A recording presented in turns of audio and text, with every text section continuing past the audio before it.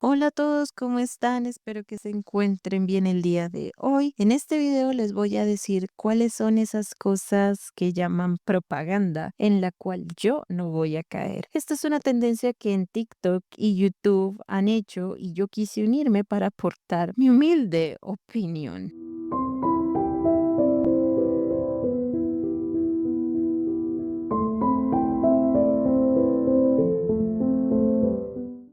Antes que nada, debemos saber que al hablar de propaganda hace referencia en aceptar ciegamente un mensaje que ha sido diseñado para influir en nuestras ideas, emociones o comportamientos sin que lo cuestionemos. En este caso, hablaré sobre esa propaganda que en el mundo literario anda rondando por ahí y que yo en lo personal no voy a caer. Censura del pensamiento crítico. Aquí no voy a hablar sobre los libros populares o de X subgénero, hablaré en general. Muchas veces las personas no están conformes con los comentarios o argumentos que alguien más les da y solo se quieren conformar con elogios vacíos, con cero construcción. ¿Y por qué lo digo? Porque en varias ocasiones alaban lo poco y odian lo mucho, en sentido que lo mediocre es lo que vale y el que sabe no lo vale. Me explicaré con un ejemplo de nuestra realidad. Para algunos, el arte es ver un punto negro en el papel o una banana pegada en la pared, o en su defecto, un zapato en el piso, que en mi opinión es un absurdo. Y si le dices eso a una persona que considere lo mencionado un arte, serás el malo de la película y te dirán una cantidad de cosas que al final te obligaría a aceptar. Lo mismo pasa en otros campos como la educación. O sea, muchos alumnos se conforman con tan poco y quieren que los aplaudan, y no solo eso. Si les dices algo constructivo con base a su error, el maestro sale perdiendo. Y si hablamos en el mundo literario, ni se diga. Si en algo yo no quiero caer es que me obliguen a aceptar lo mediocre como algo bueno y que me censuren por dar mi opinión con fundamentos. Yo creo que el mejor video que tengo como ejemplo es sobre el sentir no es pensar. Entonces, pues vayan a verlo,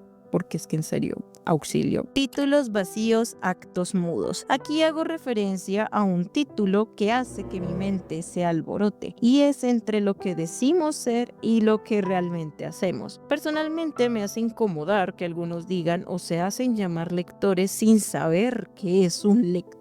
Sabemos que leer no es una competencia, ni hay que leer una cierta cantidad de libros al año, no, nada de eso. Me refiero a que nos venden un discurso falso donde nos dicen que somos lectores, aunque leamos un libro. Y yo les respondo que lamentablemente no es así. Entiendo que el punto que todas estas personas quieren llegar con ese discurso es que gocemos de lo que estamos leyendo, aunque sea poco, y está bien, pero no vendan cosas que no son. Un lector no se define por haber leído un solo libro, aunque ese libro haya sido importante. Haber leído un libro es una experiencia, pero ser lector es una práctica y una actitud constante hacia la lectura. Algunos se preguntarán, ¿por qué no basta con un libro? Y yo les respondo, porque no hay una relación sostenida con la lectura, porque no se forma a un criterio lector, comparar, cuestionar, dialogar entre textos, y no hay constancia ni profundidad. Un solo libro puede emocionar, pero no nos forma como lector. Es como escuchar una canción y hacernos llamar músicos. Podemos amar ese momento, pero aún no hemos entrado en la disciplina, la sensibilidad y la construcción que implica ser eso que nombramos. ¿Y qué hace realmente a un lector? En mi opinión, lo que nos hace lectores son las intenciones detrás de la lectura, la constancia, la profundidad, la diversidad, el silencio interior y por último la memoria y la conexión. Recuerden, no soy lector por haber leído un libro, así como no soy jardinero por haber regado una flor. O sea,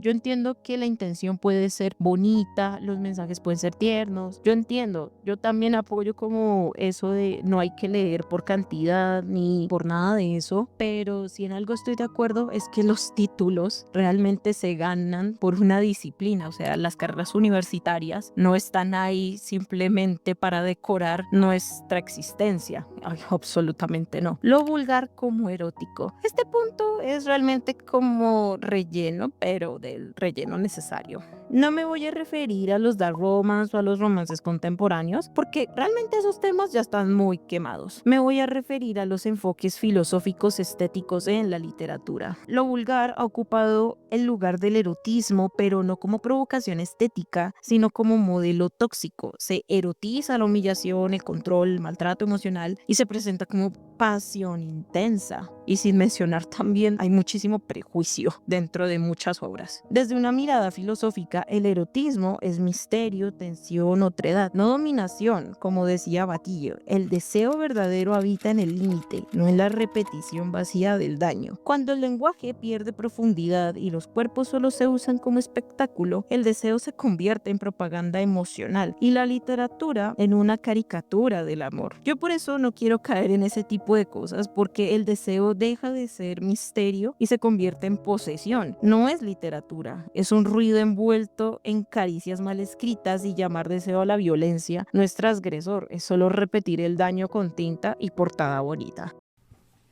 Es un poeta.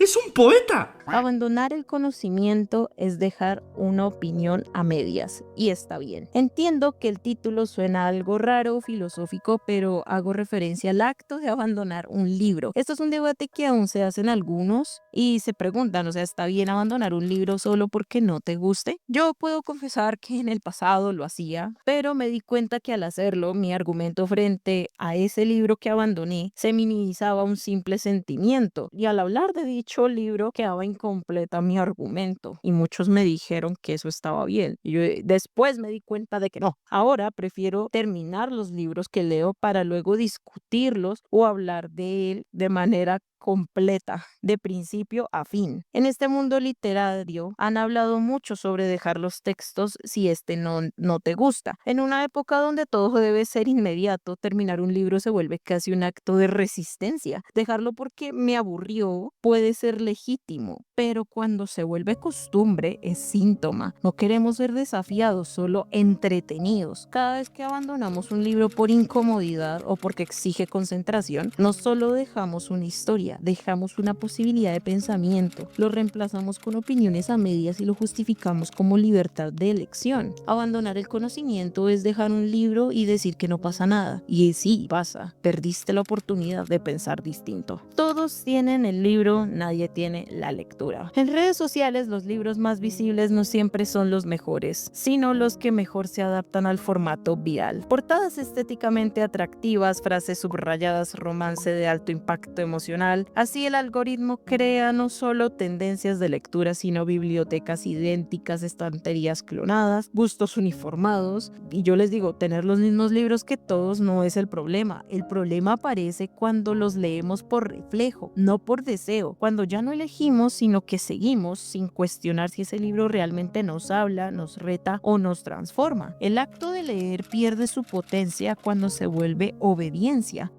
Este muchacho me llena de orgullo. Además, el repetir títulos y lecturas de forma evasiva se repite también una manera de pensar, de desear, de ver las relaciones humanas. Muchos libros promovidos por redes encubren en su superficie estéticas modelos tóxicos, violencia simbólica, consumismo emocional, también demasiados prejuicios, ya lo había mencionado en otro punto, pero se vuelven incuestionables porque todo el mundo los ama. Entonces, no se trata de rechazar lo popular por snobismo, porque algunos van a decir que me estoy volviendo snob cuando realmente no, sino de leer con conciencia crítica, de preguntarse, ¿quiero leer esto o solo quiero pertenecer? ¿Qué me está diciendo este libro sobre el mundo, sobre mí? ¿Estoy repitiendo una lectura o creando la mía? Tener los libros que todos tienen no te hace lector, te hace espejo. Si no eliges tu biblioteca, el algoritmo la elige por ti. Puse este otro punto como relleno porque a varios creadores de contenido les he escuchado frases como: si no han leído a X autor, no sé qué están esperando para leerlo, o si no han escuchado de X historia, pues se han estado viviendo debajo de una piedra todo este tiempo. Comentarios así